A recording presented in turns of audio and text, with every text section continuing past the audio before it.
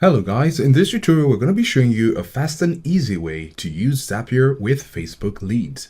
So stick around to the end to get all the steps in doing this. So currently we're on Zapier and we're going to go over to the left side of the screen where we can see create.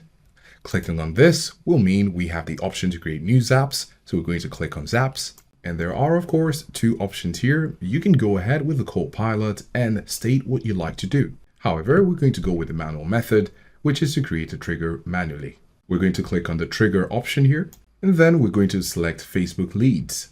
If this doesn't appear, you can search for it at the top here with the search bar. Great, so now we have our Facebook leads, and we can choose the event we'd like to have as a trigger. We're going to select a new lead, and then you'd have to connect your Facebook account. When you do this, ensure to have sufficient permissions to connect your Facebook account to Zapier. Now this is just the first tab. You also have configure and test. The steps are pretty straightforward, and after putting the trigger event and signing into your account, you can click on add account to continue. When that's done, you can set the next thing to do.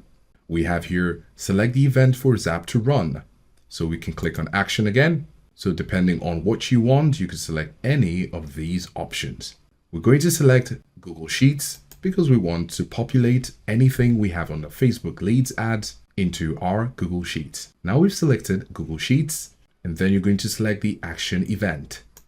We're going to select create spreadsheet, and then you also connect the Google account you would like to have your Google Sheets. Once again, you can add account to continue in order to have your configuration and have a test run of it. When all of this is done, your publish button at the top right corner will be activated in order for you to click on it.